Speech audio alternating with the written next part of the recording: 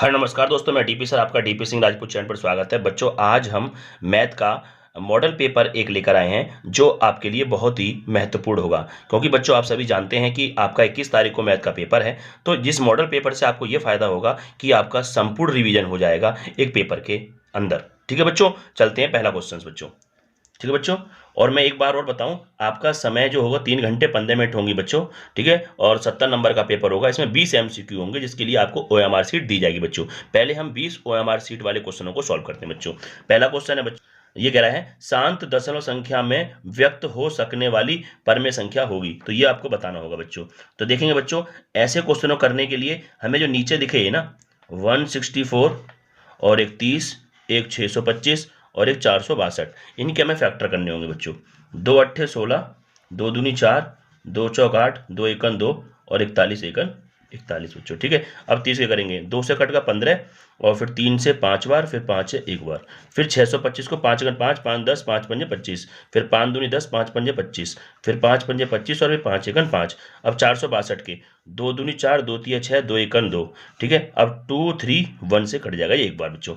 अब आप ये देखेंगे कि हमने जो हर के जो फैक्टर करे हैं, हर के फैक्टर में केवल और केवल या तो 2 हो या 5 हो या 2 या 5 दोनों आ सकते हैं। तो वो संख्या शांत दशमलव संख्या कहलाएगी बच्चों। इसमें देखो 41 आ गया, तो ये वाली पहली वाली शांत संख्या नहीं है। ठीक है बच्चों, दूसरा है हमारा 30 में देखो 3 आ गया, तो ये भी हमारी शांत दशमलव संख्या नहीं होगी। अब इसमें 625 में सारे क्या है 5 5 5 हैं, तो ये संख्या हमारी क्या कहलाएगी, शांत दशमलव संख्या के रूप में व्यक्त की जा सकती है। और इसमें 231 आ गया, तो ये भी नहीं होगी बच्चों। चलते हैं बच्चों अगले क्वेश्चन अपने 2 के पास। 2 में ये कह रहा है बच्चों, कह रहे m का मान बताइए जिसके लिए ये मतलब 4x² minus 6x minus m जो है x माइनस 3 से पूर्णतः विभाजित होगा। पूर्णतः विभाजित होगा इसका मतलब क्या है बच्चों कि इससे इसको डिवाइड करेंगे तो पूरी तरीके से डिवाइड चला जाएगा। ऐसे प्रश्नों को बच्चों क्या करते हैं, हम रिमाइंडर थ्योरम से सॉल्व करते हैं। इसको क्या मान लेंगे, 0 मान लेंगे। तो x की वैल्यू क्या आ गई 3। अब 3 इसमें रख देंगे। कैसे रखेंगे बच्चों, देखो 4 और x की वैल्यू क्या रखेंगे 3 पूरे का स्क्वायर माइनस 6 गुणा और x की वैल्यू 3 माइनस m। जब इससे पूरी तरीके से डिवाइड है तो इसका मतलब रिमाइंडर क्या आएगा, इसका 0 आएगा। रिमाइंडर को 0 लेके चलेंगे तो बच्चों ये क्या होगा 4 गुणा 3 तिया 9 और माइनस 6 तिया 18 माइनस m बराबर 0। तो 9 चौक 36 माइनस 18 और माइनस के m बराबर 0। और 36 में से 18 गए तो कितने बच्चे 18।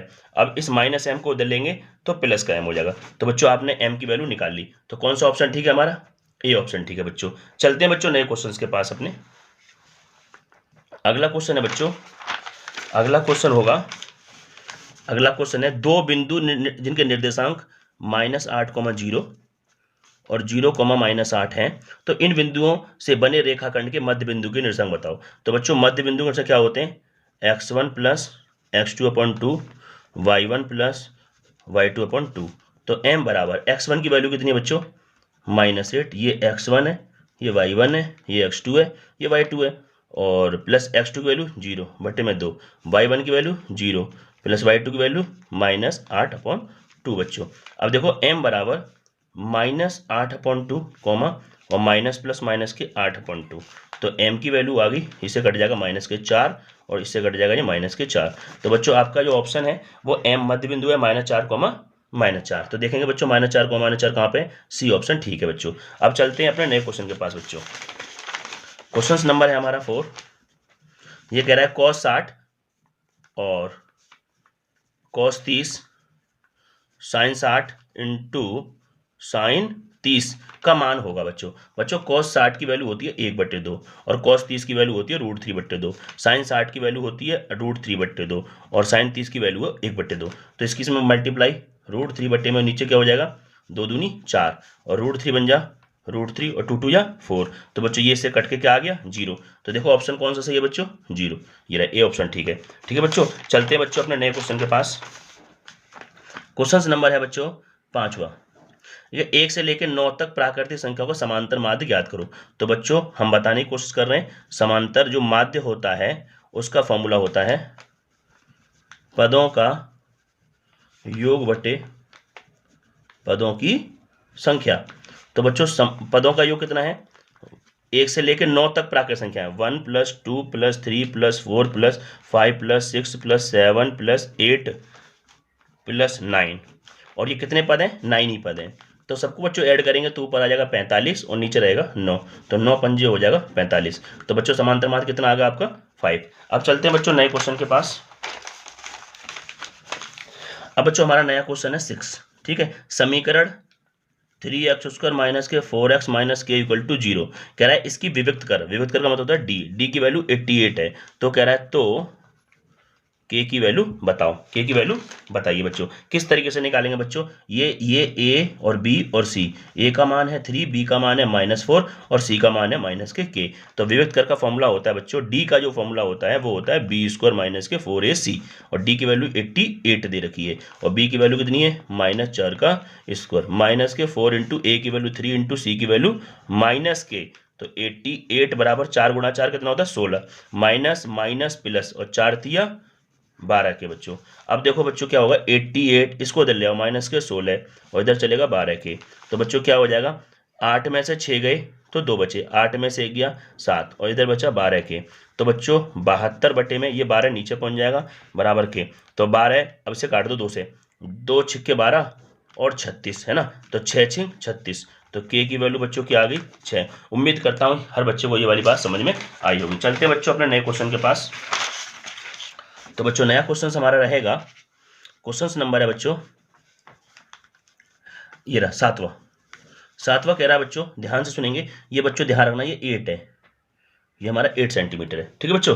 तो क्या कह रहा है डायग्राम में देखिए बच्चों, ये कह रहा है DE, ये DE जो है और BC के समांतर है, तो AE का माप ज्ञात कीजिए। तो बच्चों मैं समझाने की कोशिश कर रहा हूँ, मैं दोनों डायग्रामों को अलग अलग बना दे रहा हूँ, ध्यान से देखिए बच्चों। एक तो ये रहा और एक आपका डायग्राम ये रहा। तो बच्चों ये है हमारा D और ये हमारा E, ये हमारी A और ये है हमारा A और ये है C और ये है B। मैंने क्या करा बच्चों, सबसे पहले मैंने पूरा बड़ा ट्रायंगल ये ले लिया, बड़ा ट्रायंगल ये रहा, बड़ा ट्रायंगल, ठीक है, और ये छोटा ट्रायंगल ये रहा, छोटा ट्रायंगल ये रहा। इनकी माप रख दीजिए, ये कितनी है 4 सेंटीमीटर, ये कितनी है 8 सेंटीमीटर, और ये कितनी है x, और ये वाली जो है ना, ये वाली लंबाई x + 3 दोनों ऐड हो जाएंगे, ये x + 3 बच्चों, ठीक है बच्चों। अब क्वेश्चन क्या कह रहा है कि DE पैरेलल है किसके? BC के, और कह रहा है AE का मान बताओ। तो बच्चों ध्यान सुनेंगे, देखो ये 90 डिग्री है तो ये भी 90 डिग्री है, ठीक है, और ये दोनों में एंगल बराबर है। तो क्या होगा, ये दो एंगल बराबर होने का कारण क्या हो जाएंगे, ये ट्रायंगल क्या कहलाएंगे, हमारे समरूप कहलाएंगे। जब बच्चों ट्रायंगल समरूप होते हैं तो उनके अनुपात, संगत भुजाओं का अनुपात बराबर होता है। तो कैसे बच्चों ध्यान देंगे, हमें AE निकालनी है, तो यहीं से स्टार्ट कर दो, AE बटे में AC बराबर DE बटे में BC। अब इनकी AE की वैल्यू x है और इसकी वैल्यू है x + 3, और बच्चों DE की जो वैल्यू है, DE की वैल्यू 4 और BC की वैल्यू 8, तो 4 × 4 4 × 2 = 8, तो x + 3 बराबर 1/2, क्रॉस मल्टीप्लाई x + 3 बराबर में 2x, तो 3 बराबर में 2x, ये प्लस कर देते -x, तो 3 बराबर क्या आ गया बच्चों, x आ गया। तो यहाँ से x की वैल्यू क्या आ गई 3, और हमें क्या निकालनी है AE, और AE की वैल्यू x है, तो x का मान क्या आ गया 3 सेंटीमीटर। उम्मीद करते हैं हर बच्चों को ये वाली बात समझ में आई होगी। अब चलते हैं बच्चों अपने नए क्वेश्चन के पास।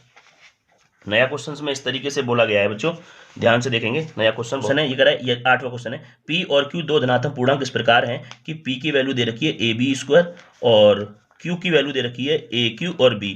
तो कह रहा है AB अभाज्य है, तो LCM निकालिए। LCM का मतलब होता है लीस्ट कॉमन फैक्टर, है ना बच्चों।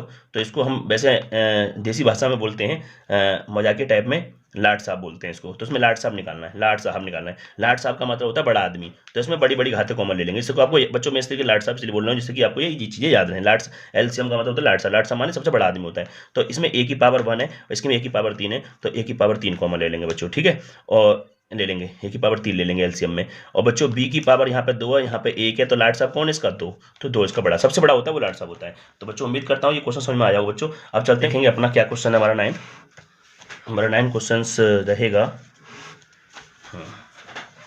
देखो बच्चों अब हमारा क्वेश्चन नंबर जो रहेगा वो 9 है।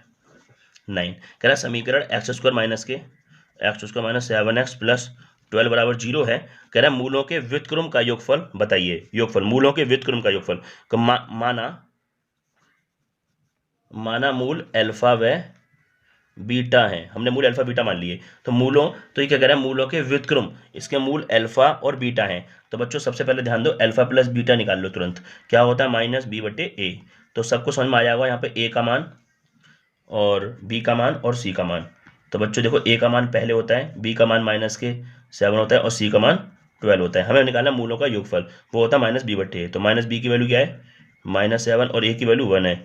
तो माइनस माइनस प्लस ये 7 हो गया, है ना। अब मूलों का गुणनफल निकालना कि कोई कहे तो हम अल्फा गुणा बीटा निकालेंगे क्या, उसका सूत्र है सी बटे में ए। तो सी की वैल्यू कितनी है बच्चों इसमें, सी की वैल्यू है 12 और ए की वैल्यू 1। ठीक है बच्चों, तो इसको कुल मिला के हमसे हम 12 लिखेंगे। अब क्या पूछा, मूलों के व्युत्क्रम का योगफल। तो इसके मूल अल्फा बीटा है, तो इसके व्युत्क्रम का मतलब इसका उल्टा, इसका उल्टा 1 अल्फा और इसका उल्टा 1 बीटा। ये व्युत्क्रम हो गया और व्युत्क्रम का योगफल पूछ रहा है। एलसीएम क्या हो जाएगा बच्चों, अल्फा बीटा। इसकी इसमें करेंगे बीटा प्लस अल्फा। अब इनकी वैल्यू पुट कर दीजिए। बीटा प्लस अल्फा की वैल्यू कितनी है बच्चों, अल्फा प्लस बीटा का हो या बीटा प्लस अल्फा को, एक ही मतलब है 7, और अल्फा गुणा बीटा की वैल्यू 12। उम्मीद करता हूँ हर बच्चों को ये वाली बात समझ में आई होगी। तो बच्चों देखेंगे हमारा कौन सा ऑप्शन ठीक है, 7/12 ये रहा, है ना। और अगले वाला तुमने देख लिया हो कौन कौन से ठीक है बच्चों, मैं टिक नहीं लगाए, आपको समझ में आ रहे होंगे उम्मीद करता हूँ बच्चों। अब चलते हैं अपने नए क्वेश्चन के पास बच्चों, देखेंगे बच्चों। अब कह रहा है 10वां क्वेश्चन है, जो कह रहा है के किस मान के लिए समीकरण x - 2y = 3 और दूसरी इक्वेशन है हमारी क्या, 3x + ky = 1। तो यहाँ से ए बी सी निकाल दो, a1 b1 और c1, और a2 b2 और c2। ये पहली इक्वेशन है, ये दूसरी इक्वेशन है। तो a1 क्या है 1 और b1 क्या है -2, c1 क्या है 3, a2 क्या है 3, b2 क्या है k और c2 क्या है 1। ध्यान रखना c1 और c2 को अच्छे से ध्यान रखना, c1 c2 की वैल्यू या तो उधर हो बराबर से दोनों की, या फिर बराबर के इधर हो, ऐसा ना हो एक इधर एक उधर, तो गलत हो जाएगा क्वेश्चन। ठीक है ना बच्चों। अब कह रहा है अद्वितीय हल। तो बच्चों अद्वितीय हल के लिए मैंने कंडीशन लिखा है a1/a2 बराबर नहीं आनी चाहिए b1/b2 के। तो मान डाल दीजिए, a1 का मान 1 है और a2 का मान है 3 और बराबर नहीं होनी चाहिए, b1 का मान है -2 और b2 का मान है k। तो बच्चों क्रॉस मल्टीप्लाई, k बराबर नहीं हो सकता 3 2 या -6 के, यही आपका आंसर 11। तो निम्न में से कौन सा सहअभाज्य संख्या का युग्म है। सहअभाज्य बच्चों मैं बता दूं, सहअभाज्य उसे कहते हैं जिसका HCF क्या हो बच्चों, 1 हो, जिसका HCF 1 हो।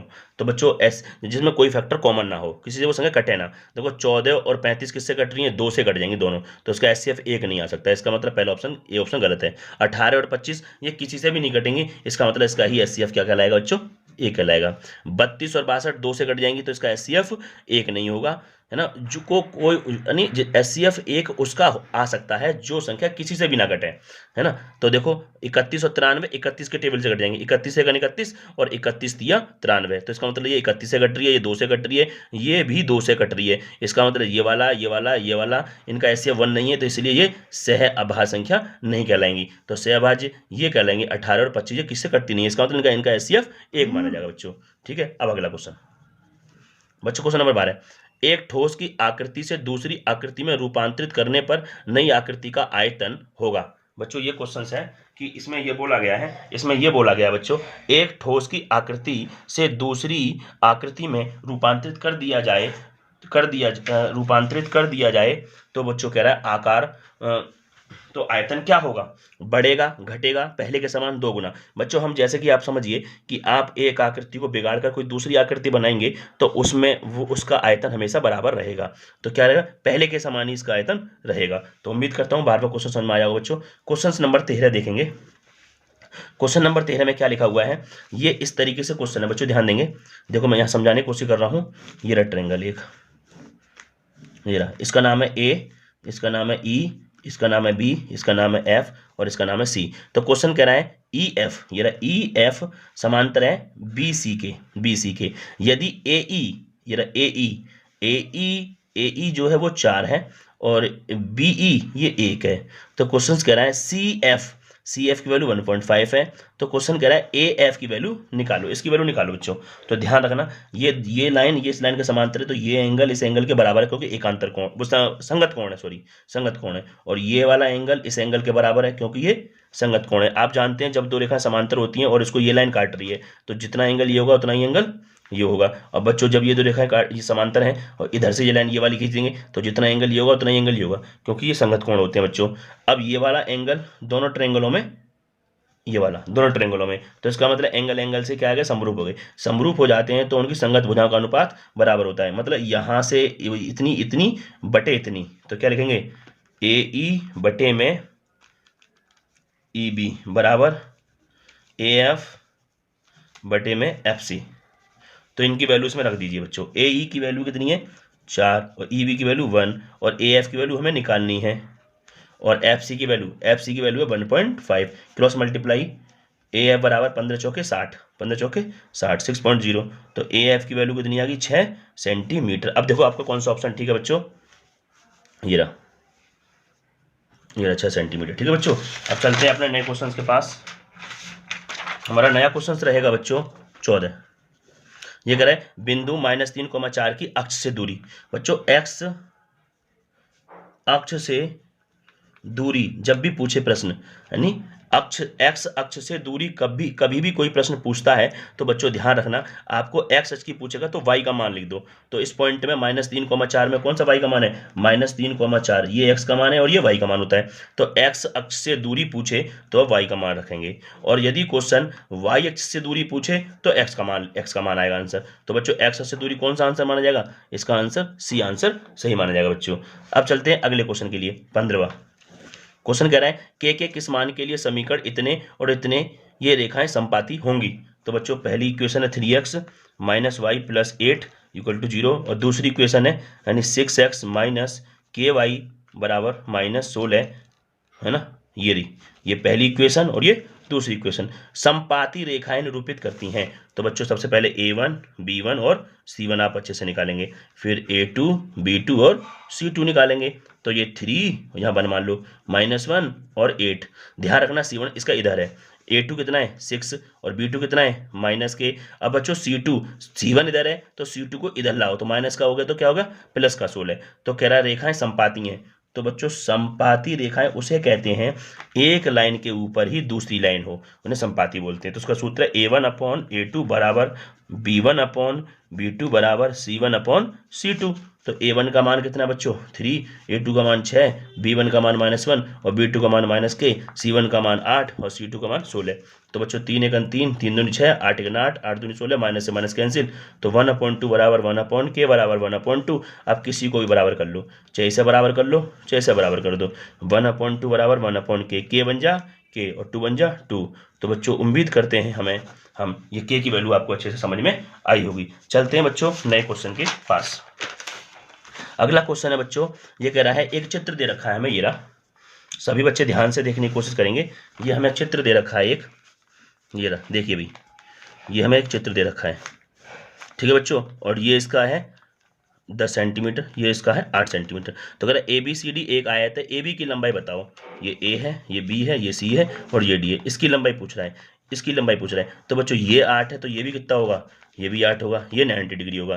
तो पाइथागोरस लगा दीजिए, कर्ण का स्क्वायर बराबर लंब का स्क्वायर प्लस आधार का स्क्वायर। कर्ण कितना बच्चों 10 और लंब कितना है, लंब हमें निकालना है जो कि AB स्क्वायर है, प्लस आधार कितना है 8 का स्क्वायर। तो 10 × 10 कितना होता है 100 बराबर AB का स्क्वायर। 8 8 कितना होता है 64 होता है। तो ये 100 हो जाए, 64 में इधर ले गया बराबर AB का स्क्वायर। 64 में से वो 100 में से 64 गए तो बचा 36, 2 हटेगा तो अंडर रूट। तो AB, तो बच्चों AB बराबर आएगा 36 का 6 सेंटीमीटर। अगला क्वेश्चन है 17वां। ये कह रहा है बिंदु Q दे रखा है -6,5 और R बिंदु दे रखा है -2,3 को मिलाने वाली रेखाखंड के मध्य बिंदु, ये इसका मिड पॉइंट है। मध्य बिंदु मतलब इन दोनों को मिलाने के बाद जो मिड पॉइंट है ना, मैं M जो है मिड पॉइंट मध्य बिंदु वो है, वो इन दोनों का जो मिड पॉइंट है वो P दे रखा है कितना A/3,4, ये मध्य बिंदु है। तो इन दोनों का मध्य बिंदु तुम खुद निकालो। M बराबर क्या होता है x1 plus x2/2 y1 plus y2/2, ये होता है मिड पॉइंट। तो x1 की वैल्यू -6, x2 की वैल्यू -2/2, y1 की वैल्यू 5 प्लस y2 की वैल्यू 3/2। तो देखेंगे बच्चों यहाँ पे आ गए हम, ये क्या दे रखा है, m बराबर -6 और -2, -8/2, 5 और 3 8, 8/2, तो m की वैल्यू ये कट के आ गई -4, 2 से 8 कट गई 4, तो ये आ गया मिड पॉइंट आ गया। ये भी मिड पॉइंट है और ये क्वेश्चन ने दिया है मिड पॉइंट, और हमने इन दोनों का मिड पॉइंट निकाल लिया, क्योंकि दो बिंदुओं का मिड पॉइंट अलग अलग नहीं हो सकते। इसका मतलब इन दोनों मिड पॉइंटों को बराबर करना होगा बच्चों। तो हमें ए की वैल्यू निकालनी है, तो ये पहले x का मान होता है, ये y का मान होता है। ये पहले x का मान है, ये लो y का मान है। तो x का मान यहाँ पे कितना है, a/3, और इसका x का मान क्या है, -4। दोनों को बराबर कर लेंगे, कैंची गुणा करेंगे, a बराबर हो गया -12। उम्मीद करता हूँ हर बच्चों को ये वाली बात समझ में आई होगी। a की वैल्यू -12 है। चलते बच्चों नए क्वेश्चन के पास। तो इसका ऑप्शन जो ठीक हो जाएगा b -12 है। ठीक है बच्चों। अब अगला क्वेश्चन रहेगा हमारा बच्चों, ध्यान से देखेंगे। हाँ, ये अगला क्वेश्चन है sin a बराबर 1/2 दे रखा है। तो क्वेश्चन पूछ रहा है cot a की वैल्यू बताइए। तो sin a, तो बच्चों यहाँ sin a क्या होता है, लंब बटे कड़, लंब बटे कड़। तो लंब क्या है 1 और कड़ क्या है 2। तो बच्चों ये वाली कैसे निकालेंगे, पाइथागोरस लगा दीजिए। कर्ण का स्क्वायर बराबर लंब का स्क्वायर प्लस आधार का स्क्वायर। कर्ण कितना है 2, 2 का वर्ग 4 हो जाएगा। लंब कितना है 1, 1 का वर्ग 1 हो जाएगा, प्लस आधार का स्क्वायर 4। इसको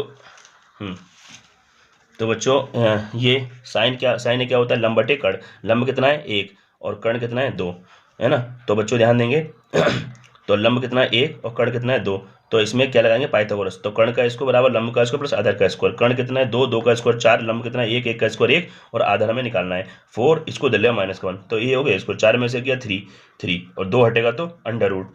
तो ये आधार की वैल्यू आ गई √3।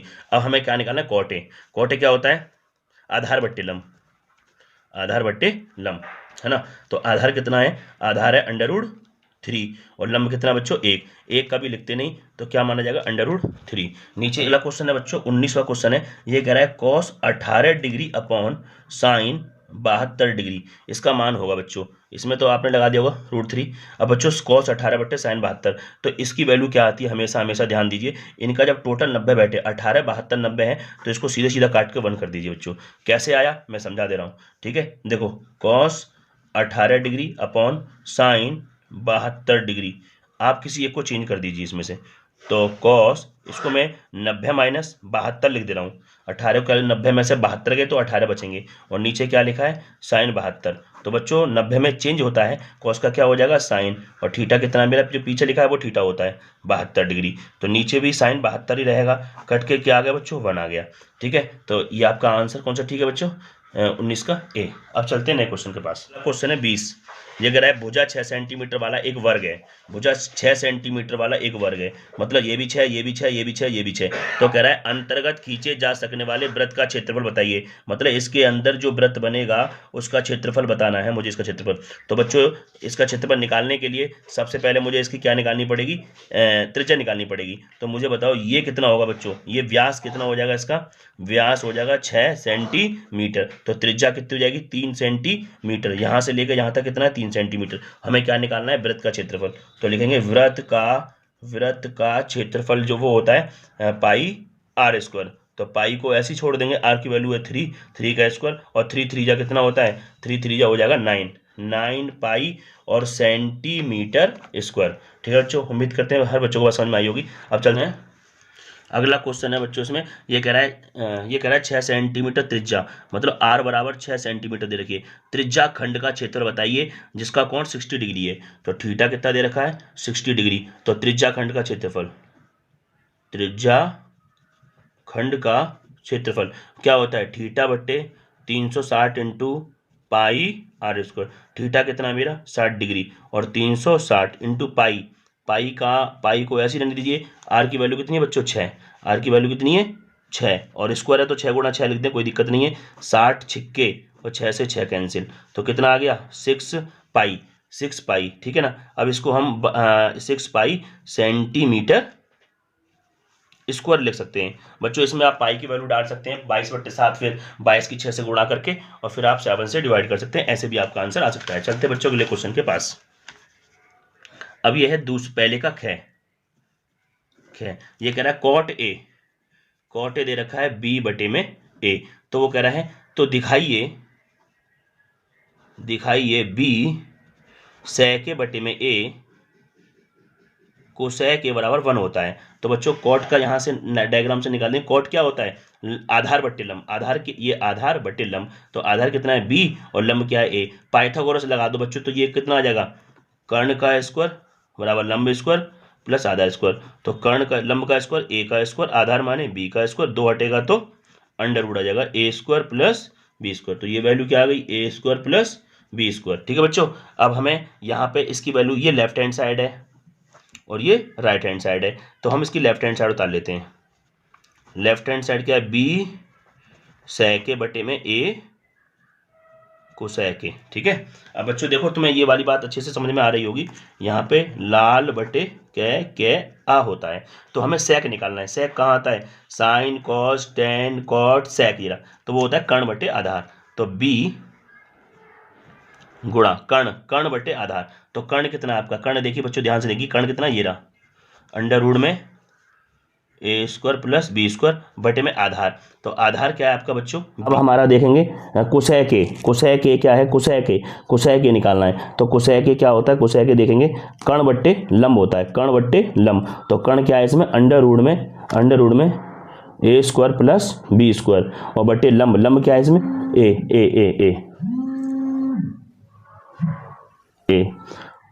तो a इंटू अंडर रूट में a square plus b square upon a से a गया, b से b गया, तो बच्चों क्या बचेगा? अंडर रूट में a square plus b square बटे में अंडर रूट में a square plus b square. ये वाला इससे कैंसिल हो गया, तो क्या आ गया बच्चों? 1। तो जैसे कि आप सभी जानते हैं, आपका यहाँ पे ये क्वेश्चन कंप्लीट हो चुका है। क्वेश्चन नंबर गया है सेक 37 डिग्री अपॉन कोसेक 53 डिग्री का मान बताइए बच्चों। तो बच्चों कैसे करेंगे, ध्यान दीजिए।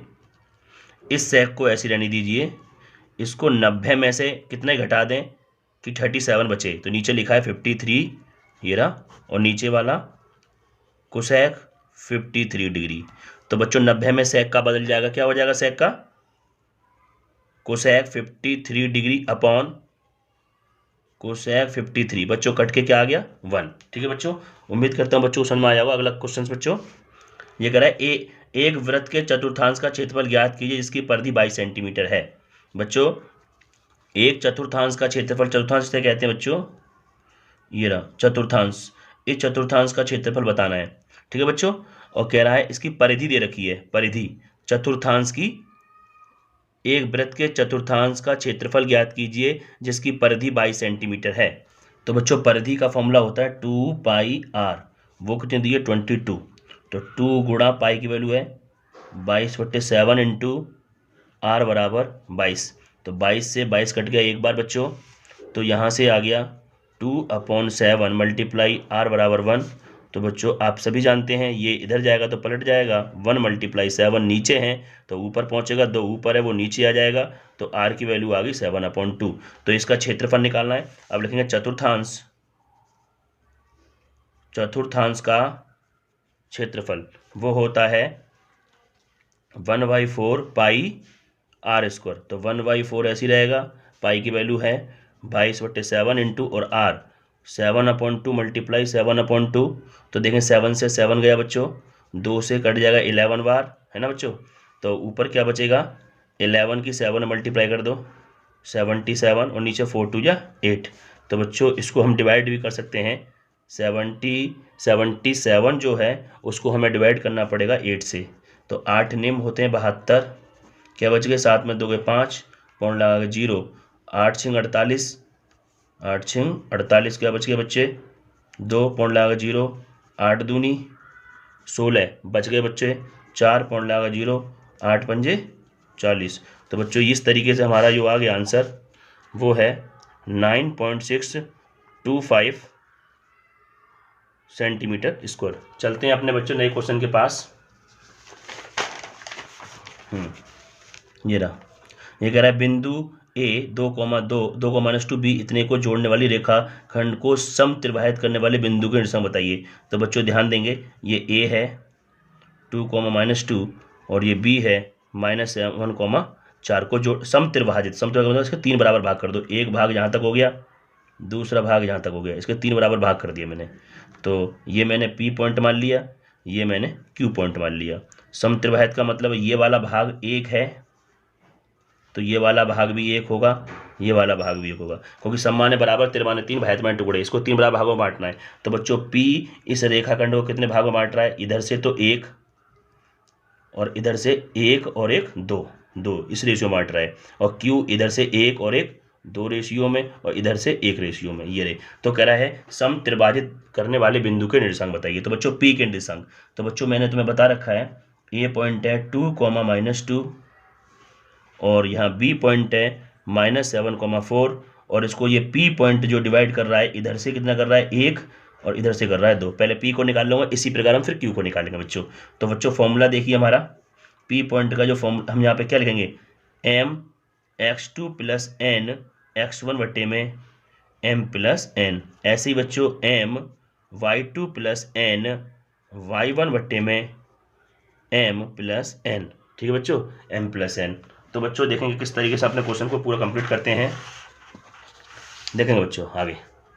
तो यहाँ से हम P ऐसी रहेगा हमारा, तो ये x1, ये y1, ये x2, ये y2, और ये m और ये n। तो m की वैल्यू कितनी है 1 × x2 -7 प्लस n कितना है 2 × x1 की वैल्यू 2 अपॉन में 1 + 2। ठीक है बच्चों, कॉमा m की वैल्यू 1 × y2 की वैल्यू 4 प्लस n की वैल्यू 2 × y1 की वैल्यू -2 अपॉन में 1 + 2। ठीक है बच्चों, P तो ये कितना हो जाएगा -7 और 2 2 या 4 और 3 हो जाएगा, 4 1 या 4 माइनस प्लस माइनस 2 2 या 4 अपॉन और 3 हो जाएगा। ठीक है बच्चों, तो P की वैल्यू 7 में 4 गए 3, माइनस का बट्टे में 3, 4 में 4 गए 0 बट्टे में 3, तो P पॉइंट आ गया, 3 से 3 कैंसिल -1, इसको डिवाइड करें 0। तो बच्चों P पॉइंट के निर्देशांक ये आ गए हैं। तो बच्चों इसी तरीके से हम अपना Q पॉइंट भी निकालेंगे इस तरीके से। तो बच्चों Q पॉइंट के लिए क्या करना पड़ेगा हमें, A पॉइंट है 2, -2, और यहाँ पे B पॉइंट है -7, 4। अब यहाँ पे Q पॉइंट की बात कर रहा है तो Q के निर्देशांक निकालेंगे बच्चों। तो इधर से कितना भाग है 2, और इधर से कितना भाग, देखो 2:1। अब इसके लिए भी वही फॉर्मूला यूज करेंगे बच्चों, देखेंगे कैसे। Q कोऑर्डिनेट निकालेंगे, m x2 + n x1 बटे में m + n, m y2 + n y1 बटे में m + n बच्चों।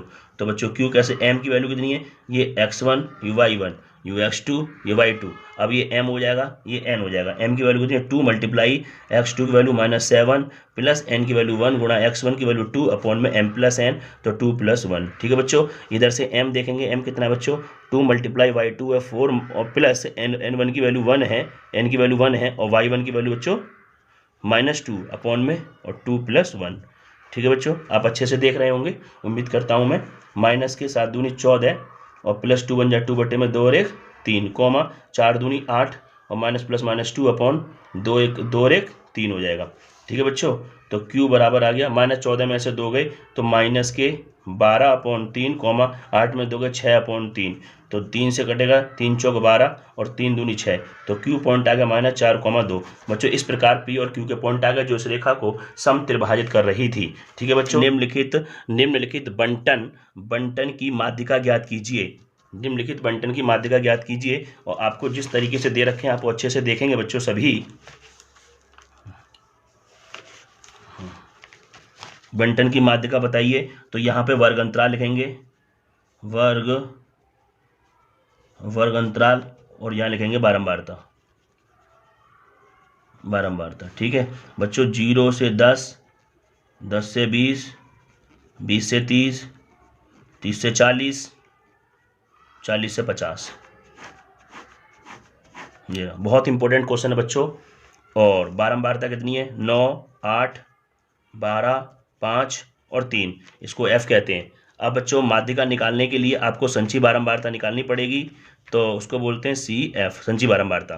तो वो कैसे निकलती है, ये 9 यहाँ पे आएगा, 9 में 8 को ऐड करेंगे तो कितना हो जाएगा 17, और 17 में 12 को ऐड करेंगे 29, 29 में 5 को ऐड करेंगे कितना हो गया 34, और 34 में 3 को ऐड करेंगे तो हो जाएगा बच्चों 37। ठीक है बच्चों, तो यहाँ पे n की जो वैल्यू है वो आ गई 37। ठीक है, तो यहाँ पे हम क्या निकालते हैं n/2 निकालते हैं बच्चों। क्या निकालते हैं n/2, ये 37 बट्टे में 2 कितना आ गया 18 18.5 आ गया ये बच्चों, 18.5 आ गया बच्चों, अच्छे से देखना है ना, 18.5 आ गया।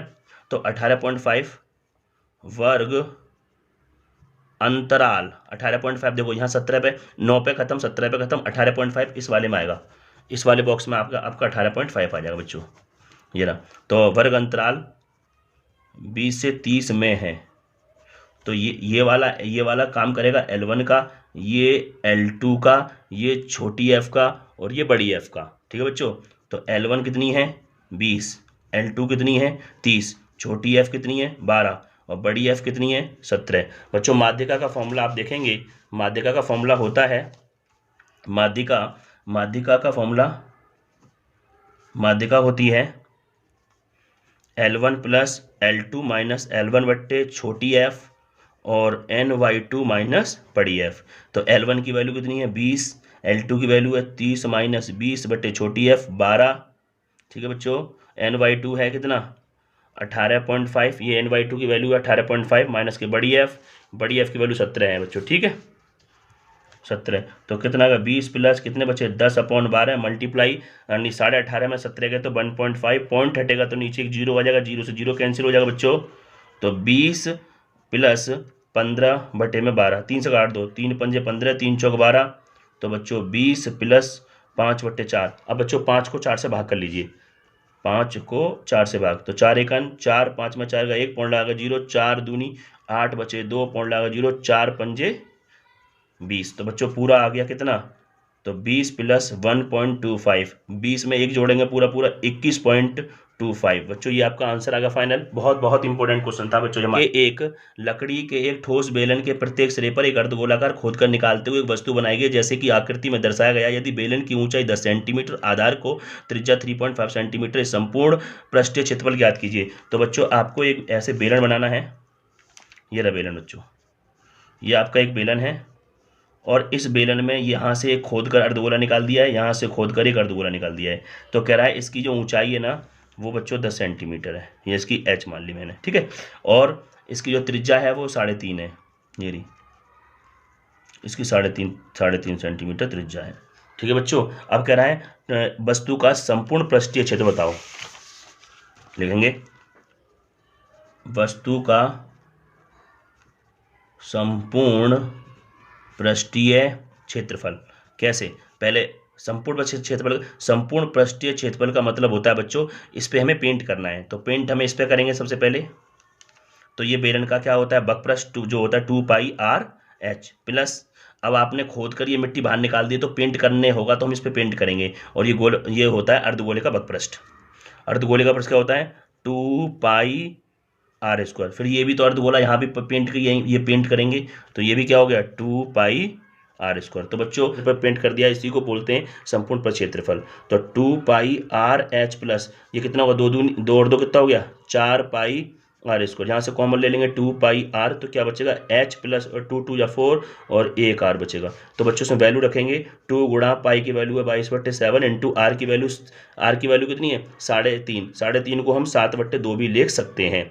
h की वैल्यू कितनी है बच्चों, ऊंचाई कितनी है 10 प्लस 2 मल्टीप्लाई r, और r की वैल्यू कितनी है बच्चों 7/2, 2 से 2 कैंसिल हो गया, 7 से 7 कट गया, 2 से 2 कट गया, तो 22 और यहाँ 10 और 7 कितना हो गया 17 है ना, 10 ये वाला और 7 ये वाला 17 हो गया। तो बच्चों इसमें आप मल्टीप्लाई 17 दूनी 34 के 4 हासिल लगे 3 और 17 दूनी 34, 34 और 4 को जोड़ेंगे तो कितना हो जाएगा 4 और 3 7, 374 सेंटीमीटर स्क्वायर। 17 दूनी 34 हासिल लगे 3, 17 दूनी 34 और 3 37, तो 374 सेंटीमीटर स्क्वायर। उम्मीद करता हूँ हर बच्चे को ये क्वेश्चन मेरा समझ में आया होगा। बच्चों चलते हैं नए क्वेश्चन के पास। दर्शाइए कि 5√3 एक अपर में संख्या है। तो बच्चों किस तरीके से करेंगे 5 माइनस √3 एक अपर में संख्या है, तो हम मान लेते हैं, माना 5 माइनस √3 एक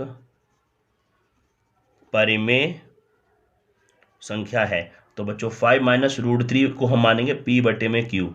यहाँ p तथा q पूर्णांक हैं और q की वैल्यू 0 के बराबर नहीं होनी चाहिए, और p तथा q का HCF बराबर 1 है। इसको बोलते हैं HCF। ये कंडीशन होती है परमेय संख्या की, P और Q पूर्णांक होने चाहिए, Q का मान नीचे जो है 0 नहीं होना चाहिए, P और Q का HCF 1 होना चाहिए। तो बच्चों आप एक बात समझ लीजिए, कभी भी परमेय संख्या में कोई चीज़ घटाओगे तो भी वो परमेय रहती है, डिवाइड करोगे तो भी परमेय रहती है, गुणा करेंगे तो भी परमेय रहती है। तो बच्चों इसी कॉन्सेप्ट को ध्यान में रखते हुए हम आगे चल रहे हैं। देखेंगे बच्चों 5 माइनस √3 बराबर P/Q दे रखा है, तो माइनस के √3 यहीं रहने दीजिए, P/Q ये प्लस का 5 जब उधर जाएगा तो माइनस के 5 हो जाएगा बच्चों। तो बच्चों बताना ये परमेय है, ये परमेय है। तो बताओ परमेय संख्या में से मैंने -5 घटाया है तो भी ये क्या रहेगी, तब भी ये परमेय रहेगी। अब बच्चों चिन्ह माइनस का चिन्ह दो, माइनस का कर दो प्लस, प्लस का कर दो माइनस, माइनस का कर दो प्लस के 5, तब भी ये क्या कहेगी, परमेय ही रहेगी। ये परमेय है तो लिखेंगे हम लिखो माइनस यहाँ -P/Q + 5 एक परिमेय संख्या है, इसलिए √3 भी एक परिमेय संख्या होगी। लेकिन हम जानते हैं कि √3 एक अपरिमेय संख्या होती है, अपरिमेय संख्या होती है, इसलिए 5 माइनस √3 एक अपरिमेय संख्या होगी, हैंस प्रूफ। ठीक है बच्चों, उम्मीद करते हैं हर बच्चों को ये वाली बात समझ में आई होगी। चलते हैं नए क्वेश्चन के पास बच्चों। वर्ग अंतराल, अगला क्वेश्चन है बच्चों वर्ग अंतराल। ये दे रखे हैं, बारंबारता दे रखी है, तो कह रहा है क्वेश्चन बारंबारता बंटन का बहुलक बताइए। तो बच्चों वर्ग अंतराल दे रखा है मुझे कितना, 1 से 3, 3 से 5, 5 से 7, 7 से 9, 9 से 11, और बारंबारता 7, 8, 2, 2, 1 ये दे रखे हैं। तो ये F हो गई। ठीक है बच्चों, अब हमसे क्या कह रहा है, बहुलक बताइए इसका। क्या बताइए बच्चों, बहुलक। तो बच्चों बहुलक का क्या होता है, बस सबसे ज़्यादा बारंबारता कहाँ है, ये रही, किस वर्ग अंतराल की है, इतने की। तो लिखेंगे वर्ग अंतराल 3 से 5 की बारंबारता सबसे अधिक 8 है। तो बच्चों तो सबसे अधिक 8 है, तो इससे ऊपर जहाँ पे बारंबारता सबसे ज़्यादा होती है उससे ऊपर से स्टार्ट करते हैं। यहाँ पे लिखेंगे F0, यहाँ लिखेंगे F1, यहाँ लिखेंगे F2, और ये वाला L1, ये L2। ठीक है बच्चों, ये बहुत अच्छे से आपको समझ में आई होगी बातें। तो बच्चों मैं लिख रहा हूँ L1 की वैल्यू 3, L2 की वैल्यू 5, और F0 की वैल्यू 7, F1 की वैल्यू 8, और F2 की वैल्यू 2। तो बच्चों बहुलक का जो फॉर्मूला होता है, अभी सभी बच्चे ध्यान से देखेंगे, बहुलक का जो फॉर्मूला होता है बच्चों वो ये होता है L1 + L2 - L1, और यहाँ बच्चों होता है, ध्यान से देखेंगे, F1 - F0 और 2F1 - F0 - F2। ठीक है बच्चों, ये वैल्यू इसमें रखेंगे आराम से अच्छे से। तो L1 की वैल्यू कितनी है 3, प्लस L2 की वैल्यू कितनी है 5 - 3, अपॉन तो कुछ है ही नहीं बच्चों, अपॉन तो कुछ है ही नहीं है, ये कुछ नहीं है।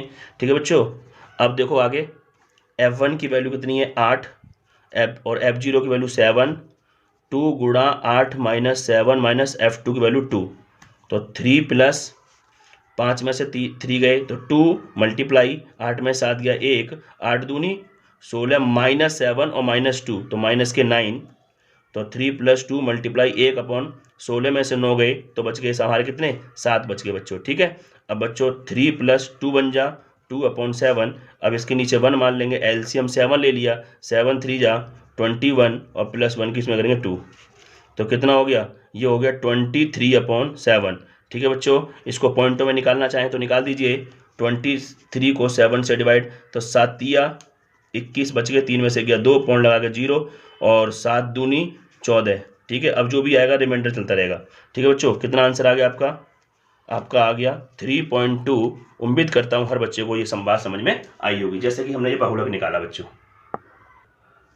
हेलो बच्चों, अगला क्वेश्चन है आलेखन विधि से निम्नलिखित रैखिक समीकरणों को निकाय का हल कीजिए। तो बच्चों ध्यान देंगे, ये 2x प्लस 4y माइनस बराबर 10 दे रखा है, और दूसरी इक्वेशन है हमारी 3x प्लस 6y बराबर 12 दे रखा है। ठीक है बच्चों, तो देखेंगे इसमें हम इसमें से 2 कॉमन लेके 2 ले लेते हैं कॉमन, तो x प्लस 2y बराबर 10 और 2 5 जा 10, तो x प्लस 2y बराबर 5। इक्वेशन नंबर फर्स्ट आ गया। यहाँ से बच्चों हम 3 कॉमन लेंगे, x plus 2y equal to 12, तो 3 4 जा 12, x प्लस 2y बराबर 4। तो बच्चों हमें आलेखन विधि से सॉल्व करना है इसको।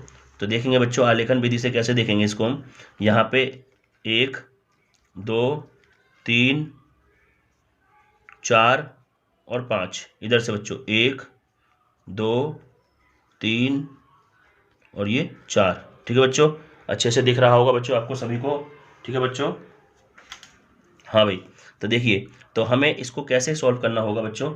यहाँ पे हमें कुछ वैल्यू पुट करनी होंगी। यहाँ पे बच्चों ध्यान से देखेंगे बच्चों, इसमें ऐसी वैल्यू पुट करनी है, यहाँ पे ऐसी वैल्यू पुट करनी है। एक बार x 0 ले लीजिए, x को जब 0 रखोगे इसमें 0, तो y की वैल्यू आ जाएगी 5/2। ठीक है बच्चों, ये कैसे करा मैंने, इसमें x की वैल्यू 0 रख देंगे। देखो x की वैल्यू 0, x की वैल्यू 0 रखेंगे, प्लस 2y बराबर 5, तो 2y बराबर 5, तो y बराबर 5/2, ये आ गया।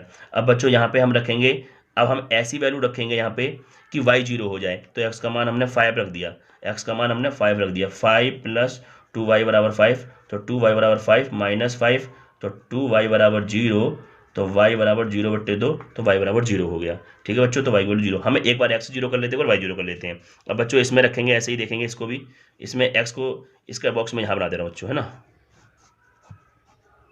x और y। x को 0 करो, x को 0 करेंगे इसमें, देखो इस वाले में देखो x को 0 करेंगे तो बराबर वो x को 0 करेंगे, इसमें x को 0 करेंगे, किसको करेंगे 0, x को 0 करेंगे, प्लस 2y बराबर 4, तो 2 दूनी 4, तो y की वैल्यू कितनी आ गई 2। अब इसमें हम x की वैल्यू ऐसी रखेंगे y 0 हो जाए, है, तो देखो, या फिर ऐसे करो y को 0 कर लो। अब y को 0 करेंगे यहाँ पे, तो x का मान हमें 4 आ जाएगा। कैसे रखा, देखो x प्लस 2y बराबर 4, अब x प्लस 2 इंटू वाई की वैल्यू 0 रखेंगे तो 4, तो x 2 किसमें 0 बराबर 4, तो x की वैल्यू देखो बच्चों कैसे करेंगे, x plus 2y equal to 4, तो हमने y की वैल्यू 0 रख दी इसमें, तो 2 किसमें 0 हो गया, तो x बराबर आ गया 4, तो हमें x की वैल्यू की आ गई 4। तो अब इन पॉइंटों को हम अच्छे से मिलाएंगे बच्चों। देखो ये क्या है, ये 5/2 को बोलते हैं 2.5, तो x का मान 0, ये रहा 0, तो y की वैल्यू 2.5 है, 2.5 माने यहाँ पे आ जाएगा। ये पॉइंट आपका कौन सा कहलाएगा, ये पॉइंट कहलाएगा आपका 0,5/2। अब ये x की वैल्यू 5, ये रही 5, और y की वैल्यू 0, तो 5,0 यही रहेगा। मिला दीजिए, इस लाइन को पहले मिला दो बच्चों, इस लाइन को मिला दीजिए, ये लाइन आ गई आपकी, ये रही, ये लाइन आ गई, ये रही लाइन। ये इस लाइन का समीकरण क्या है बच्चों, ये रहा x प्लस 2y बराबर 5। अब x की वैल्यू 0 और y की वैल्यू 2, ये आ गई, ये क्या आ गई आपकी 0,2। अगला है x की वैल्यू 4, ये रही 4, क्या है 4,0। तो बच्चों जब इसे मिलाएंगे, जो हम इसे मिलाएंगे, यहाँ से हम एक बात अच्छे से देख रहे हैं कि दोनों लाइनें कैसी हैं, समांतर हैं दोनों। ये इस वाली का समीकरण x प्लस 2y बराबर 4, दोनों लाइनें समांतर हैं। जब दोनों लाइन बच्चों समांतर हैं, तो इसका मतलब है, अब क्वेश्चन पूछ क्या रहा है, ये पूछ रहा है आलेखन रैखिक समीकरण निकाय हल कीजिए। तो लिखेंगे समीकरण निकाय के हल, जब दोनों लाइनें समांतर होती है वहाँ कोई हल नहीं होता, समीकरण निकाय का हल कोई नहीं। लिखेंगे समीकरण निकाय का हल कोई नहीं है, कोई नहीं है, हल कोई नहीं है, क्योंकि समांतर लाइन में कोई हल ही नहीं आएगा बच्चों। मैंने आपको रूल लिखवा रखा है, जब समांतर लाइन होती है तो कोई हल नहीं होता बच्चों, ठीक है ना। उसका सूत्र था A1/A2 बराबर B1/B2 बराबर नहीं है C1/C2। आप देख सकते हो A1 की वैल्यू 1 और A2 की वैल्यू भी 1, B1 की वैल्यू 2 और इसकी वैल्यू भी 2, C1 की वैल्यू 5 और इसकी वैल्यू 4, ये बराबर नहीं है। पर 1/1 तो यू है ही है, और 2 से 2 कट गया तो 1/1 मान लो इसे, पर ये बराबर नहीं है 5/4 के, इसलिए यहाँ कोई हल नहीं होगा। हाँ बच्चों, क्वेश्चन नंबर आपका अगला है, बिंदु x, y -5,7 और -4,3 सररेखाएं सिद्ध कीजिए कि 4x + y + 13 = 0। ठीक है बच्चों, ये सिद्ध करना है। तो हमारा x Y -5 -4 -3 x1 y1 x2 y2 x3 y3। बच्चों जब जब कह रहा है सररेख हैं तो सिद्ध करो। बच्चों जब भी सररेख का कहता है तो त्रिभुज का क्षेत्रफल जो होता है वो क्या होता है, 0। सररेख में 0 लेके चलते हैं, ठीक है। 1/2 x1 की वैल्यू x है, y2 की वैल्यू 7, y3 की वैल्यू 3 माइनस प्लस x2 की वैल्यू -5 और y3 की वैल्यू है 3 और y1 की वैल्यू है y माइनस प्लस x3 की वैल्यू है x3 की वैल्यू -4 और y1 की वैल्यू y और y2 की वैल्यू 7। तो बच्चों ये 0 में पहुंच गया। 7 में 3 गया 4 की x में 4x minus plus 15 minus minus plus 5y और माइनस के 4y माइनस माइनस प्लस 28। तो ये 4x है, 5y में से 4y गए तो बचे प्लस का y, ठीक है बच्चों। और 15 और 28, तो 28 में से 15 गए तो कितने बचे बच्चों, 13। ठीक है बच्चों, इसको सीधा कर लिया, ये हमारा आंसर प्रूफ हो गया बच्चों। चलते हैं नए क्वेश्चन के पास बच्चों कि निम्नलिखित सर्व समीकरण को सिद्ध कीजिए कि ये बराबर ये होगा बच्चों। तो देख कैसे करेंगे। Cosec theta minus cot theta का स्क्वायर बराबर 1 माइनस कॉस थीटा बट्टे में 1 प्लस कॉस थीटा। हम इसकी लेफ्ट हैंड साइड उतारेंगे बच्चों। लेफ्ट हैंड साइड क्या है बताना, cosec theta minus cot theta का स्क्वायर। कोसेक का क्या होता है 1/sin थीटा, और कॉट का होता है cos theta upon sine theta का स्क्वायर। तो बच्चों एलसीएम नीचे क्या है साइन थीटा, ऊपर क्या बचेगा 1 माइनस कॉस थीटा का होल स्क्वायर। तो इसे हम ऐसे लिख सकते हैं, अलग अलग स्क्वायर कर देंगे और नीचे रहेगा साइन स्क्वायर थीटा। तो सभी बच्चे जानते हैं साइन, ये फॉर्मूला जानते होंगे सभी, sine square theta plus cos square theta बराबर होता है 1। तो यहाँ से साइन स्क्वायर थीटा की वैल्यू क्या आ जाएगी बच्चों 1 माइनस ये इधर चला जाएगा कॉस स्क्वायर थीटा। तो 1 माइनस कॉस थीटा का स्क्वायर और ये इधर चला जाएगा 1 माइनस कॉस स्क्वायर थीटा। तो इसके स्क्वायर लगा लेंगे ऐसे करके। तो 1 माइनस कॉस थीटा का स्क्वायर, एक बार आगे का स्क्वायर पीछे का स्क्वायर है, ए स्क्वायर माइनस बी स्क्वायर लगा देंगे। 1 माइनस कॉस थीटा और 1 प्लस कॉस थीटा, इससे एक पावर कट जाएगी। तो ऊपर बचेगा बच्चों 1 माइनस कॉस थीटा बट्टे में 1 प्लस कॉस थीटा। यही हमें प्रूव करना था बच्चों, यही हमें प्रूव करना था। ये हमारा बच्चों अगला क्वेश्चन है, निम्नलिखित आंकड़ों का माध्यक 525 है, यदि बारंबारता का योग 100 हो तो x और y का मान बताओ। ये बच्चों 0 से 100 से लेकर 100 से 200, 200 से 300 और 900 से 1000 तक है। बारंबारता 2, 5, x 12, 17, 20, y 9 और 7 है बच्चों। तो बच्चों मैं आपको वीडियो थोड़ी लंबी बन रही है इसीलिए मैं आपको बता दे रहा हूँ कि वर्ग अंतराल ये रहे आपके, ये वर्ग अंतराल है बच्चों, ठीक है। और ये इसकी है बारंबारता। और बच्चों इसमें क्या लिखा है माध्यक, माध्यक का मतलब होता है माध्यिका, ठीक है बच्चों। 0 से 100, 100 से 200, 200 300, 300 400, इस तरीके से 900 से 1000 तक दे रखी है। और बारंबारता कितनी है 2, 5, x 12, 17, 20, y 9, 7, 4। तो बच्चों हमें करना क्या होता है CF निकालना होता है संचयी बारंबारता। तो 2 ये रहा, 2 में 5 जोड़ेंगे 7, 7 में x जोड़ेंगे तो 7 प्लस x, 7 प्लस x में 12 जोड़ेंगे तो 7 और 12 19, x ऐसी रहेगा। 19 प्लस x में 17 जोड़ेंगे तो 19 और 17 36 होता है, प्लस x ऐसी रहेगा। 36 में फिर 20 जोड़ेंगे 56 प्लस x ऐसी रहेगा। 56 प्लस x में y जोड़ेंगे तो 56 तो ऐसे रहेगा। अब x और y जुड़ जाएगा पीछे। अब इसमें जोड़ेंगे 9, 56 और 9 होगा 65 और x प्लस वाई ऐसी रहेगा बच्चों। अब 65 में 7 जोड़ेंगे 72, x प्लस वाई ऐसी रहेगा। 72 में 4 जोड़ेंगे 76, x प्लस वाई ऐसी रहेगा बच्चों। अब यहाँ पे हमें बारंबारता का योग दे रखा है, ये बारंबारताओं का योग दे रखा है, उसको ही कहते हैं n। n क्या सिग्मा f होता है बारंबारताओं का योग, उसको कहते हैं n। और इसकी वैल्यू दे रखी है 100, ठीक है बच्चों। और इधर इनका टोटल जो दे रखा है इन सबका टोटल यही हो जाएगा, ये वाला टोटल यही हो जाएगा 76 प्लस x प्लस वाई, जो कि ये रहा 76 प्लस x प्लस वाई, ठीक है बच्चों। अब यहाँ पे हमने क्या करा 100 तो ऐसी रहेगा, ठीक है बच्चों।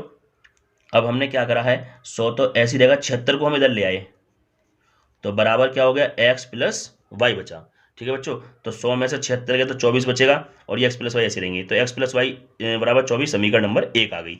अब बच्चों इसमें हमें माध्यिका दे रखी है 525। तो माध्यिका का फॉर्मूला इसको बोलते हैं m, माध्यिका माने m। उसका फॉर्मूला है L1, उसका फॉर्मूला क्या है बच्चों L1 plus L2 minus L1 बट्टे छोटी f n/2 माइनस बड़ी f। तो बच्चों आपको ये देखना पड़ेगा 525 किस वर्ग अंतराल में है। तो देखो 525, देखो बच्चों 500 से लेकर 600, 500 से लेकर 600 इसी के बीच में आ रहा है 525। 525 जो है वो 500 से लेकर 600 के बीच में आ रहा है। इसका मतलब बच्चों कहने का मतलब है ये इस बॉक्स को अंडरलाइन कर लीजिए, हमने इस बॉक्स को अंडरलाइन कर लिया। तो ये L1 हो गया, ये L2 हो गया, ये छोटी f हो गया, इससे ऊपर बड़ी f हो गया बच्चों। मैं लिख दे रहा हूँ ये L1, ये L2, ये छोटी f और इससे ऊपर बड़ी f। देखो भाई m की वैल्यू है 525, L1 की वैल्यू कितनी है बच्चों, L1 की वैल्यू थी आपकी कितनी 500, L2 की वैल्यू 600 माइनस, और L1 की वैल्यू कितनी है 500 बट्टे में छोटी f की वैल्यू कितनी है बच्चों, छोटी f की वैल्यू मैंने अभी बताई थी 20 है बच्चों, है ना। और n/2 की वैल्यू कितनी है, n/2 की वैल्यू थी 100 और बट्टे में 2 माइनस बड़ी f की वैल्यू कितनी है, बड़ी f की वैल्यू है 36, बड़ी f की वैल्यू बच्चों है 36 प्लस एक्स, 36 प्लस एक्स, इसे ब्रैकेट में ऐसे रख लेंगे। ठीक है बच्चों, तो ये आ गया आपका 525 और ये हो जाएगा आपका 500, और इसमें से कितने बच गए यहाँ पे, यहाँ बच गया आपके 100 बटे में 20 और ये कट गया 50 बार और 36 minus x, minus plus minus minus plus minus कर दिया। ठीक है, 20 पंजे 100, तो 525 इधर गया 500 हो जाएगा, ये उधर चला गया बराबर 5, तो 50 में 36 गया तो 14 माइनस एक्स, तो इसमें से घटेंगे तो 25 बराबर 5 और 14 माइनस एक्स, तो 5 से कट गया 5, 25 5 बार, तो 5 बराबर 14 माइनस एक्स, इस एक्स को इधर ले आए, 14 5 उधर चला गया, तो एक्स की वैल्यू कितनी आ गई बच्चों, हमारी आ गई एक्स की वैल्यू 9। और अभी और हमने इससे पहले से इक्वेशन निकाल रखी थी x प्लस वाई बराबर 24, यहाँ से x की वैल्यू क्या रख देंगे 9 प्लस वाई बराबर 24, तो y बराबर हो गया 24 माइनस 9, तो y की वैल्यू आ गई हमारी 15। ठीक है बच्चों, उम्मीद करता हूँ ये क्वेश्चन आपको अच्छे से समझ में आया होगा बच्चों, इसको कई बार प्रैक्टिस करेंगे क्योंकि ऐसा क्वेश्चन बोर्ड में आ सकता है। आंधी आने से एक पेड़ टूट जाता है और टूटा हुआ भाग इस तरह मुड़ जाता है कि पेड़ का शिखर जमीन को छूने लगता है और उसके साथ त्रिकोण बनाता है। पेड़ के पाद बिंदु से दूरी जहां पेड़ के शिखर जमीन को छूता है 8 मीटर है, पेड़ की ऊंचाई बताओ। तो बच्चों ध्यान से देखेंगे, ये हमारा कोई पेड़ है और इस पेड़ की मैंने हाइट मान ली कैपिटल H। पेड़ यहाँ से टूटकर जमीन से लाके लग गया है, ये रहा, ये से गिर गया है, मान लो वो स्मॉल h हाइट से टूट जाता है, तो ऊपर की जो हाइट है वो कितनी बैठेगी, h माइनस एच होगी। तो बच्चों ये 30 का कोण बनाता है और जमीन को 8 मीटर दूरी पर छूता है। ठीक है, तो पेड़ की संपूर्ण ऊंचाई बताइए। तो बच्चों हम क्या करेंगे, इस ट्रायंगल में ABC में tan ABC में tan 30 लगा दीजिए। tan 30 क्या होता है, लंब, लंब क्या है हमारा h और आधार क्या है 8, तो tan 30 का मान है 1/√3 और h/8। तो बच्चों क्रॉस मल्टीप्लाई √3h बराबर 8, तो h की वैल्यू आ गई 8/√3 बच्चों। अब चलते हैं बच्चों आगे, आप देख सकते हैं अब यहाँ से हम एक बार हम साइन ले लें। अब हम साइन 30 बराबर होता है लंब बटे कर्ण, तो लंब कितना है h और कर्ण कितना बच्चों, ये कर्ण है, तो यही तो पेड़ टूट के नीचे गिरा है, अरे यही पेड़ तो टूट के नीचे यहाँ लगा है, तो जो डिस्टेंस ये होगी वही डिस्टेंस ये होगी h माइनस एच, तो लंब बटे कर्ण आ गया h माइनस एच। साइन 30 का मान 1/2 होता है और h अपॉन बड़ी h माइनस छोटी h, इसकी इधर ले जाइए, बड़ी h माइनस छोटी h बराबर हो गया 2h, तो h बराबर हो गया 2h माइनस का हो गया प्लस, माइनस का h है, माइनस का है इधर जाएगा तो प्लस का h हो जाएगा बच्चों, है ना, माइनस का है तो प्लस का h हो जाएगा, तो h बराबर 2h और एक 3h। अब बच्चों यहाँ पे h की वैल्यू अच्छे से डाल के रख दीजिए, तो 3 इंटू h की वैल्यू है 8/√3। तो सब बच्चे को ये वाली बात अच्छे से पता है, ये संख्या इसको √3 बार काट देगी और 8 ये है ये, तो फाइनल आंसर हमारा हो जाएगा 8/√3 मीटर। ये हमारे पेड़ की ऊंचाई, कि 7 मीटर ऊंचा भवन है कोई, ये रहा 7 मीटर ऊंचा कोई भवन है और कह रहा है भवन के शिखर से, यहाँ पे कोई व्यक्ति बैठा है, एक केबल टावर को देखता है इस तरीके से, तो उसका उन्नयन कोण जो है ना यहाँ से, तो वो कितने का है 60 डिग्री, और यहीं से उसके पाद का अवनमन कोण 45 है, तो ये 45 है तो ये भी 45 डिग्री का होगा बच्चों। ठीक है, तो वो कह रहा है कि केबल टावर की ऊंचाई बताओ, तो मान लो केबल टावर की जो ऊंचाई है वो कैपिटल H है, तो ये 7 है तो ये भी 7 हो जाएगा, तो बच्चों ये कितना हो जाएगा, ये हो जाएगा h माइनस 7। तो सबसे पहले इस ट्रायंगल की बात कर रहे हैं, यहाँ लेंगे tan 45, वो होता है लंब बटे आधार, इसको मैंने x मान लिया, तो tan 45 वैल्यू 1 बराबर 7/x, इसके नीचे 1 मानेंगे तो x बन जा, x बराबर 7 आ गया। ठीक है बच्चों, अब लेंगे यहाँ पे tan 60 लेंगे ऊपर वाले में, अब इस ट्रायंगल की बात कर रहे हैं, tan 60 लेंगे, इसमें क्या लेंगे बच्चों, इस वाले ट्रायंगल में tan 60 लेंगे, तो tan 60 डिग्री बराबर होता है लंब, ये रहा लंब, लंब कितना है h माइनस 7 और आधार कितना है ये, और ये किसके बराबर है x के, तो tan 60 की वैल्यू होती है √3, तो h माइनस 7 अपॉन और x, और x की वैल्यू कितनी है बच्चों 7, इसके नीचे 1 मान लेंगे, h माइनस 7 बराबर, और इसके इसमें करेंगे 7/√3, तो h बराबर आ गया 7/√3, माइनस का हो गया प्लस का 7, इधर चला जाएगा, तो h की वैल्यू 7 कॉमन ले लेंगे, तो √3 + 1, यही हमारी क्या है केबल टावर की ऊंचाई आगे बच्चों। इस प्रश्न में देखो कुछ त्रिभुज की कोई भुजाएं नहीं दी हैं, इस त्रिभुज में इस त्रिभुज में कोई भुजाएं नहीं दी हैं, तो अपने हिसाब से कोई भी त्रिभुज बना लेते हैं बच्चों हम। देखिए भाई कोई भी त्रिभुज बना लेते हैं बच्चों, ठीक है, ये हमने यहाँ से ये त्रिभुज बना लिया, अपने हिसाब से कोई भी त्रिभुज बना लेते हैं। ये हमारा बन गया बच्चों, थोड़ा छोटा सा बनाएंगे क्योंकि फिर पेज से बाहर निकल जाएगा। ये रहा, हमने कोई भी त्रिभुज बना लिया। जब त्रिभुज की भुजाएं देगा तो हम उसको नाप के बनाएंगे बच्चों, और नहीं है तो कोई दिक्कत ही नहीं है, हमने अपने हिसाब से त्रिभुज बना लिया। अब क्वेश्चन क्या कह रहा है सुनिए फिर से। ये कह रहा है एक त्रिभुज एक दिए गए त्रिभुज ABC के समरूप एक त्रिभुज की रचना कीजिए जिसकी भुजाएं त्रिभुज ABC की संगत भुजाओं की 5/3 है, अर्थात स्केल गुणांक 5/3 है। तो बच्चों कितना, 5/3 है। ठीक है, तो सबसे पहले हम नाम दे देते हैं A, B और C। ठीक है बच्चों, अब हमें क्या करना होता है, ऐसे क्वेश्चन करने के लिए एक न्यून कोण AB के साथ एक न्यून कोण बनाती हुई एक लाइन खींच देते हैं। न्यून कोण माने 90 से छोटी, AB के साथ।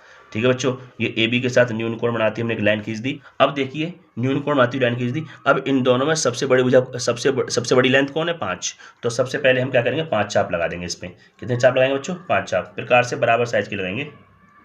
ध्यान से देखेंगे सही बच्चे, देखो एक चाप, फिर ये दूसरा चाप। ठीक है बच्चों, 2 चाप हो गए हमारे। फिर हम लगाएंगे तीसरा चाप, फिर लगाएंगे हम ये रहा चौथा चाप, फिर लगाएंगे हम ये 5वां चाप। ये हमारे चाप लग चुके हैं 5, वो बराबर दूरी पर लगाएंगे। इसका नाम P1, इसका नाम P2, इसका नाम P3 और इसका नाम P4 और इसका नाम P5, इस तरीके से। तो बच्चों अब हम ये देखेंगे इसमें से हर जो है नीचे जो लिखी है 3, उसको मिला देते हैं। उसको हम अच्छे से मिला देंगे इस तरीके से, जो नीचे लिखा होता है उसे मिला देते हैं। सबसे बड़ी है लेंथ, उसके बराबर चाप लगा देते हैं। जो नीचे लिखा होता है उसे तुरंत मिला देते हैं बच्चों। अब हमें इसको आगे बढ़ाना पड़ेगा, क्योंकि 5 को मिलाने के लिए इस लाइन को आगे बढ़ाना पड़ेगा बच्चों। तो इसको हम आगे बढ़ा देते हैं, ये रहा। तो बच्चों कैसे बढ़ाएंगे, ध्यान दीजिए किस तरीके से करेंगे। अब हमने ये इसके समांतर लाइन खींचनी पड़ेगी, जो कि चाप नंबर 5 से होकर जाएगी। तो हम क्या करेंगे, यहाँ से अपने हिसाब से यहाँ से हम अब चाप लगाएंगे। ये एंगल बराबर करने के लिए हमने ये वाला चाप लगा दिया। ठीक है, यही चाप उठा के हम यहीं से ही 5 से भी लगाएंगे इसको। ये रहा 5 से लगाएंगे बच्चों। तो ध्यान से देखेंगे, ये रहा 5 से लग गया। फिर हमारा काम होगा बच्चों, अब इसकी लेंथ नाप लेंगे कितनी है। ये लेंथ नापेंगे, ये लेंथ नाप गई। अब ये लेंथ नाप के यहाँ भी हम ऐसे ही बना देंगे, लेंथ नाप लेंगे। ये रही बच्चों लेंथ, ये रही लेंथ। अब हम जब लेंथ नप जाएगी तो हम यहाँ से P5 से इसको मिलाती हुई एक लाइन खींच देंगे। ये रही, ये रही, जो कि इसके समांतर होगी बच्चों। अब ऐसे ही हम यहाँ भी ऐसी करेंगे एक, हमें यहाँ भी ऐसी करना है बच्चों। ये खींच दिया, अब यही यहाँ पे लिखेंगे इतना ही। ये रहा, अब यहाँ से हमें लेंथ नाप लेंगे एक, फिर से इसकी एंगल बराबर रखना है हमें। ये रहा, ठीक है बच्चों। अब ये इसको भी आगे थोड़ा बढ़ाना पड़ेगा, क्योंकि ये मिलेगी नहीं। इसको मिला दिया, अब इसको मिला देंगे बच्चों। ये रही, ये बन गई, ये रही भाई। तो देख रहे होंगे ये लाइन इसके समांतर है, ये लाइन इसके समांतर है। तो बच्चों ये A है, ये C है, और ये क्या है हमारा C डैश, और ये B है तो ये क्या है B डैश। तो हमारा अभीष्ट त्रिभुज की रचना हो गई, जो कि ये त्रिभुज है। देखो ये रहा, ये जो त्रिभुज है बच्चों, ये देखो मैं बताऊं, ये जो त्रिभुज है ये अभीष्ट त्रिभुज है हमारा। ये वाला हमारा क्या है बच्चों, अभीष्ट त्रिभुज है। ये रहा अभीष्ट त्रिभुज AC डैश B डैश है। ये अभीष्ट त्रिभुज AC डैश B डैश है, जो कि त्रिभुज ABC के समरूप है और 5/3 उसका स्केल गुणांक है।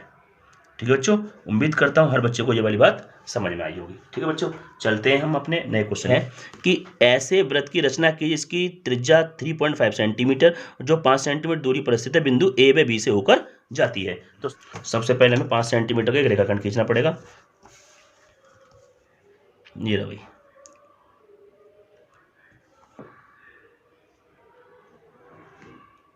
ये 5 सेंटीमीटर का रेखाखंड खींच दिया।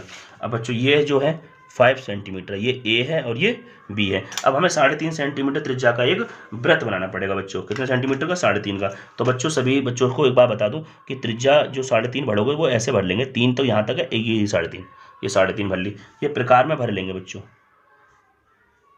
ये प्रकार में, यहाँ से ये रहा, ये रहा पहला वृत्त। अब ए से भी ऐसे बनाएंगे, ठीक है बच्चों, ए से भी यही इतने ही के बनाएंगे, ठीक है बच्चों, ये रे वृत्त। ठीक है बच्चों, उम्मीद करते हैं हर बच्चों को समझ में आ रहे होंगे वृत्त। अब बच्चों ये हमारी जो त्रिज्या है, ये हमारी 3.5 सेंटीमीटर की त्रिज्या होगी, ये 3.5 सेंटीमीटर, और ये भी 3.5 सेंटीमीटर त्रिज्या है। तो बच्चों क्वेश्चन यही कह रहा था हमारा, ये रहा, ऐसे वृत्त की रचना कीजिए जिसकी त्रिज्या 3.5 सेंटीमीटर तथा जो 5 सेंटीमीटर दूरी पर स्थित है, बिंदु ए व बी से होकर जाते हैं। तो बच्चों दो वृत्त हैं, 3.5 सेंटीमीटर त्रिज्या है, ए बी से होकर जाते हैं, इनकी जो डिस्टेंस है वो 5 सेंटीमीटर दूरी पर है। ठीक है बच्चों, अब हमारा लास्ट क्वेश्चन बच रहा है बच्चों, करने क्वेश्चन को।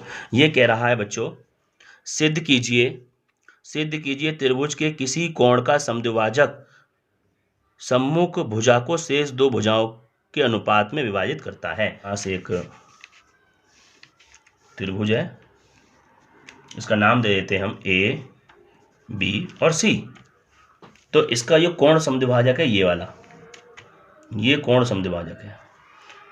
तो इसका हमें सिद्ध क्या करना है, फिर से मैं क्वेश्चन को पढ़ दे रहा हूं एक बार। मेरा क्वेश्चन, सिद्ध कीजिए किसी कोण का समद्विभाजक, माने इस कोण का समद्विभाजक, जितना ये उतना ये, समद्विभाजक सम्मुख भुजा को शेष दो भुजाओं के अनुपात में बांटता है। मतलब ए से लेके बी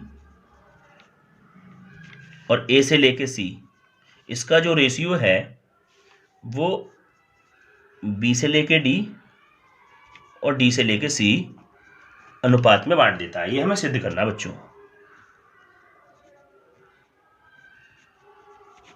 समझ में आ गया बच्चों।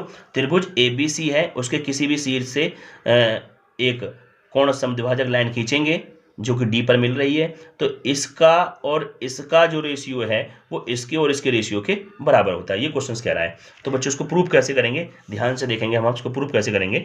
तो बच्चों देखेंगे प्रूफ कैसे करेंगे इसको हम। तो हम क्या करेंगे, इसके पैरेलल एक लाइन खींचेंगे, इस लाइन के पैरेलल एक लाइन खींचेंगे, बहुत इंपॉर्टेंट है बच्चों ये रही लाइन, और इसको मिला देंगे, इसको मिला देंगे।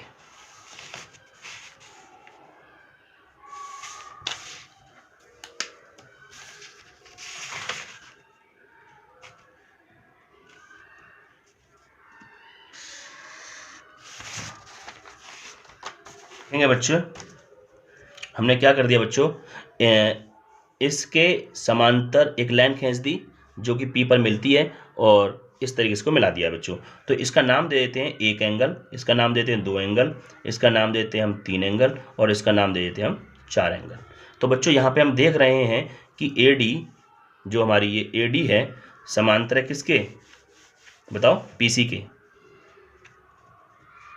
AD समांतर है, AD समांतर है किसके, AD समांतर है PC के। तो यहाँ पे देख रहे हैं एंगल 1 बराबर है एंगल 4 के। क्यों, आप समझ रहे हैं, ये लाइन क्या है, ये लाइन देखो, ये लाइन समांतर है और इसको ये लाइन काट रही है, तो जितना एंगल ये होगा उतना ही एंगल ये होगा, क्योंकि ये संगत कोण है। क्या है बच्चों, संगत कोण है ये। ठीक है बच्चों, अब आप फिर से यहाँ पे एक चीज और देखेंगे, एंगल 2 बराबर है एंगल 3 के। क्यों बच्चों बताओ क्यों, क्योंकि ये एकांतर कोण है, क्योंकि ये लाइन समांतर तो है ही है, ये लाइन है समांतर, ये रही और ये समांतर है, ये काट रही है, तो जितना ये होगा और उतना ही बच्चों ये होगा। एंगल 2 बराबर एंगल 3 के। क्यों, एकांतर, ये एकांतर कोण है। अच्छा बच्चों, अब एक और बात बची हमारी, एंगल 1 जो है ये बराबर है एंगल 2 के। एंगल 1 बराबर है एंगल 2 के, क्योंकि ये समद्विभाजक है, समद्विभाजक है। आप यहां से क्या देख रहे हो, देखो 2 बराबर है, ये 2 बराबर है, इन दोनों से देखो, इन दोनों से ये 2 बराबर है, तो किसके बराबर, ये दोनों बराबर है, तो ये दोनों ऑटोमेटिक बराबर हो जाएंगे। एंगल 1 बराबर एंगल 3। तो बच्चों ये दोनों इन दोनों समीकरणों को देखिए, इन दोनों को देखो बच्चों, इसको और इसको देखो, ये दोनों बराबर हैं तो ये दोनों बराबर हो जाएंगे। इसका नंबर मैंने नाम दे दिया, इसको दे दिया 1 और इसको दे दिया मैंने 2। अब देखो 1 1 बराबर है, इन दोनों का देख लो, 1 1 बराबर है तो क्या बराबर हो जाएंगे, एंगल 3 बराबर एंगल 4 के हो जाएगा। एंगल 3 और एंगल 4 बराबर हो जाएंगे। जब एंगल 3 और एंगल 4 बराबर हो गए हैं बच्चों, अब हम ध्यान से देखेंगे ट्रायंगल एपीसी को, ट्रायंगल एपीसी को, ट्रायंगल एपीसी को, एपीसी को, एपीसी को, एपीसी को, इस ट्रायंगल देखेंगे तो बच्चों इस ट्रायंगल में एंगल 3 बराबर है एंगल 4 के, तो एंगल 3 और एंगल 4 बराबर है तो इनके सामने की भुजाएं भी बराबर होंगी। एंगल 3 के सामने क्या है, एपी, एपी बराबर है किसके, और किसके बराबर है, एंगल 4, तो एंगल 4 के सामने क्या भुजा है बताओ, एसी। ये दोनों बराबर होंगे। बच्चों समझ में आई ना ये बात, बताओ कि नहीं बताओ, एपी बराबर है एसी के। अब बच्चों यहां पे हम देख रहे हैं ट्रायंगल, अब बी सी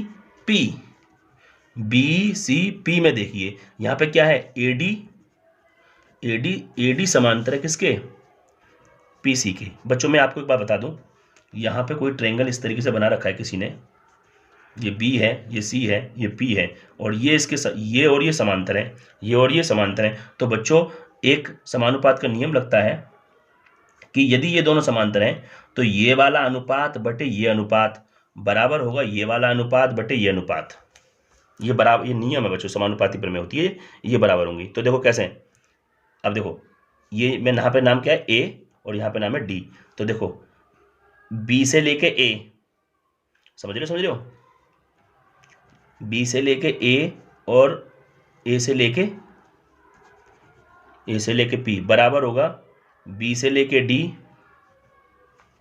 और डी से लेके सी। ऐसा तभी होगा जब ये लाइनें समांतर हों। किसी भी ट्रायंगल में दो भुजाएं समांतर हैं तो उनकी इस तरीके से अनुपात जो होते हैं वो बराबर होते हैं बच्चों। तो बच्चों अब देखेंगे हम यहाँ से अपना, इसमें इसको मैं ऐसे लिख दूं तो कोई समस्या नहीं होगी, ए और बी लिख दूं, और बच्चों एपी का मान क्या है बताओ, एसी, तो एपी की जगह हम क्या ले सकते हैं, एसी ले सकते हैं, बराबर बीडी बटे में डीसी। तो देखना बच्चों ये बात प्रूफ होगी नहीं होगी, हेंस प्रूफ। देखो ए बी बटे में ए सी बराबर बी डी बटे में डी सी। तो उम्मीद करता हूं ये थ्योरम अच्छे से आपको समझ में आई होगी। हेलो दोस्तों, आज हमने ये पहला मॉडल पेपर कराया है, तो सभी बच्चों से विनम्र निवेदन है कि सभी बच्चे इस मॉडल पेपर को पूरी तरीके से अच्छे से आप कई बार रिवाइज कर लीजिए, क्योंकि इससे संबंधित बहुत क्वेश्चन पेपर में मिलेंगे। ओके बच्चे, जय हिंद, जय भारत।